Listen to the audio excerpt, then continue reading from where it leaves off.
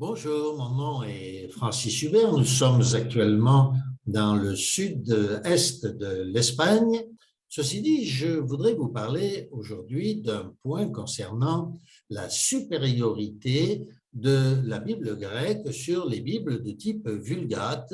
Avant de commencer cette explication de texte et de comparaison, je voudrais attirer votre attention sur le fait que le but de cette vidéo n'est que de citer la Bible, non pas de donner un commentaire qui me serait personnel, mais tout simplement que dit la Bible sur une question. En conséquence, je tiens à préciser que cette vidéo n'est pas faite pour ceux qui ne sont pas croyants, mais qu'elle est dédiée à ceux qui sont chrétiens depuis longtemps et qui appliquent dans leur vie les principes donc de la parole de Dieu. Je le rappelle à travers cette vidéo que le Christ aime tout le monde et que, en conséquence, moi aussi, j'aime tout le monde sans aucune partialité, désirant, comme le Christ qui est venu du ciel pour sauver les pécheurs, eh bien, moi aussi, je désire aider ceux qui vivent dans le péché à se convertir et à suivre les conseils de la parole de Dieu. Encore une fois, c'est à des chrétiens que je m'adresse et non pas un conseil qui serait donné à des non-croyants. Aucun conseil n'est donné, une explication de texte biblique seulement.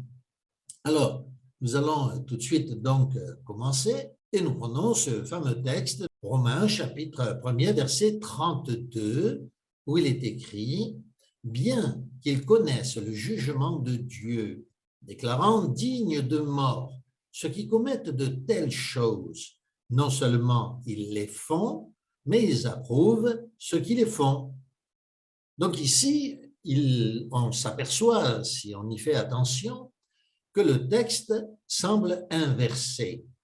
En effet, il est écrit non seulement ceux qui les font, mais encore ils approuvent ceux qui le font. Ce qui semblerait vouloir dire qu'il est plus grave ou plus condamnable d'approuver ceux qui font quelque chose de mal que de faire le mal soi-même. On comprend, n'est-ce pas, que la logique met en évidence qu'il est bien plus grave de faire le mal que d'approuver ceux qui font le mal. Et nous allons donc faire la démonstration de ce point avec le texte de la Bible grecque. Nous prenons donc Romains et nous lirons le contexte pour bien s'assurer de ce que nous expliquons. Le texte dit ici, à partir du verset 18, donc Romains chapitre 1, verset 18, « La colère de Dieu se révèle du ciel contre toute impiété et toute injustice des hommes qui retiennent injustement la vérité captive. » Donc vous notez, la colère de Dieu se révèle du ciel contre toute forme d'impiété. Et un peu plus loin, il est dit, à partir du verset 25, ceux qui ont changé la vérité de Dieu en mensonge et qui ont adoré et servi la créature au lieu du Créateur, qui est béni éternellement. Amen. C'est pourquoi Dieu les a livrés, ces hommes méchants, éloignés de Dieu, à des passions infâmes. Leurs femmes ont changé l'usage naturel en celui qui est contre nature.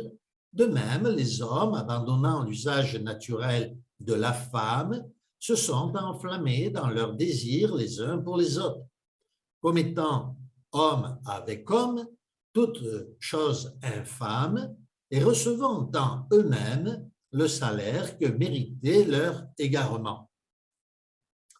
Comme ils ne se sont pas souciés de connaître Dieu, Dieu les a livrés à leur sens réprouvé pour commettre des choses indignes, étant remplis de toute espèce d'injustice, de méchanceté, de cupidité, de malice, pleins d'envie, de meurtre, de querelles, de ruses, de malignité, rapporteur, médisant, arrogant, hautain, fanfaron, ingénieux au mal, rebelles à leurs parents, dépourvus d'intelligence, de loyauté, d'affection naturelle, de miséricorde. Et faites bien attention maintenant, eux qui connaissent le décret de Dieu, que ceux qui commettent de telles choses sont dignes de mort, et non seulement ceux qui les font, mais aussi ceux qui approuvent, ceux qui les pratiquent. Notez comment le texte ici est puissant, car il dit que le décret de Dieu est clair concernant ces choses qui sont mentionnées dans la parole de Dieu de façon très claire ici, n'est-ce pas? Et que ceux, donc, qui connaissent ce récit, ils connaissent la loi de Dieu sur ces questions. Donc, vous voyez qu'il est parlé notamment de chrétiens ici, n'est-ce pas? Qui connaissent la parole de Dieu sur ces questions, ou d'autres qui ne seraient peut-être pas chrétiens, mais qui, de toute manière, connaissent le décret de Dieu, parce que les qualités de Dieu et sa justice se voient, comme le dit le contexte, par les choses qui nous entourent. Eh bien, ces hommes, ces femmes qui font de telles choses sont dignes de mort. Et non seulement ceux qui les font, mais encore ceux qui approuvent ceux qui les font. Nous qui sommes chrétiens, nous pourrions peut-être être tentés dans un faux débat d'amour mal placé ou déplacé que Dieu nous permet d'approuver ceux qui pratiquent de telles choses. La réalité, c'est que ceux qui les font et ceux qui approuvent ceux qui les pratiquent sont condamnables par Dieu, d'après la Bible, de la même manière et condamnés à mort, à moins que, bien entendu, ils n'acceptent la main tendue de notre Dieu et Sauveur Jésus-Christ de se repentir et de venir à Dieu. Que Dieu vous bénisse.